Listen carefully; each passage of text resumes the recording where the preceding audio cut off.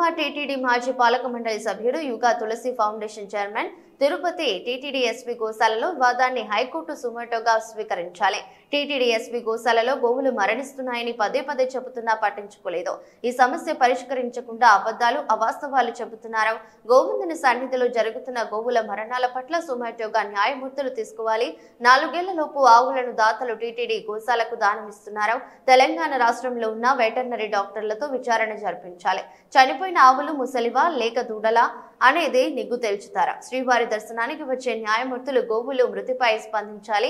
వెంకటేశ్వర స్వామి సాక్షిగా చెప్తున్నా విజ్ఞప్తి చేస్తున్నా గోవుల మృతిపై న్యాయమూర్తులు న్యాయ విచారణకు ఆదేశించాలి. గోవుల మృతిపై ఒక న్యాయమూర్తి స్పందించలేదనే బాధ మాకు ఉంది. రాజకీయ నాయకులు సవాళ్లు ప్రతి సవాళ్లు విసుకుంటున్నారు.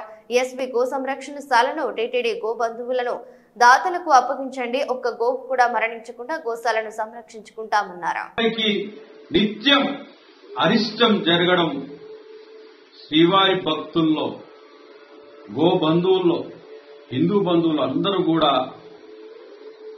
చాలా బాధపడుతున్నారన్నటువంటి విషయాన్ని మరొకసారి తెలియజేస్తున్నారు. ప్రపంచంలో శ్రీవారి భక్తులు అందరూ కూడా చిన్న వార్త టీటీడీలో ఏమైనా జరిగితే సెకండ్స్ లో ప్రపంచవ్యాప్తంగా తెలిసిపోతున్నటువంటి ఇప్పుడున్నటువంటి సోషల్ మీడియా మాధ్యమం ద్వారా ఈరోజు తిరుమల తిరుపతి దేవస్థానం స్వామివారి పాదాల చెంత టీటీడీ ఆధ్వర్యంలో నడుస్తున్నటువంటి ఎస్వి గో సంరక్షణశాలలో గోవులు మరణిస్తున్నాయి అని పదే పదే చెప్తున్నప్పటికీ కూడా ఈ సమస్యకి పరిష్కరించాల్సినటువంటి పాలక మండలి సభ్యులు, పాలకులు ఆ దిశగా ఆ సమస్యని పరిష్కరించకుండా పైకి అబద్దాలు మాట్లాడుతూ నెలకి 15 గోవులు ఖచ్చితంగా చనిపోతాయని డిక్లేర్ చేసేస్తున్నారు.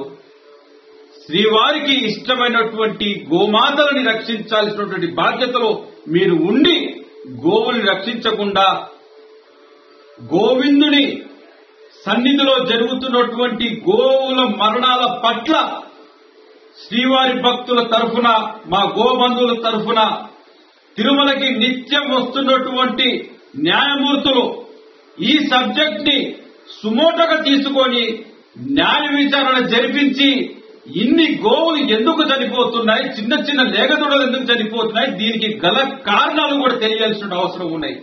ఏదైనా అడిగితే ముసలి ఆవులని చెప్తున్నారు.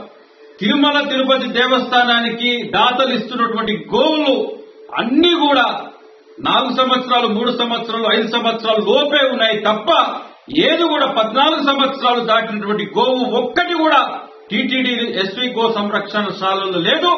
ఇప్పుడు వెటర్నరీ డాక్టర్స్ ని మన ఆంధ్రప్రదేశ్ లో ఉన్నటువంటి ప్రభుత్వానికి అనుకూలంగా ఇస్తారు అనుకుంటే పక్క రాష్ట్రంలో నుండి ఉన్నటువంటి వెటర్నరీ డాక్టర్స్ పిలిపించి ఎంక్వైరీ చేయించండి. ఎస్వి గో సంరక్షణశాలలో చనిపోయిన గోవులు ముసలివా లేగదుడయా అని తేలుస్తారు. లేని పక్షంలో ఉన్నత న్యాయస్థానం న్యాయమూర్తులు నిత్యం వెంకటేశ్వర స్వామి దర్శించుకుంటూ వెళ్లిపోతారు, మీ మొక్కులు తీసుకుంటారు.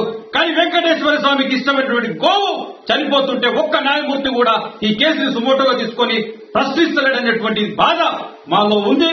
ఖచ్చితంగా వెంకటేశ్వర స్వామి సాక్షిగా చెప్తున్నారు, ఇప్పటికైనా ఈ వీడియో ద్వారా హైకోర్టు న్యాయమూర్తులు, తిరుమలకు వస్తున్నటువంటి న్యాయమూర్తులందరినీ కూడా విజ్ఞప్తి చేస్తున్నా, మీరు తిరుమల ఎస్వి గో సంరక్షణశాలలో గోవులు ఎందుకు చనిపోతున్నాయి, చనిపోవడానికి గల కారణాలని బయటికి తీయాల్సిన బాధ్యత మీపై ఉన్నది.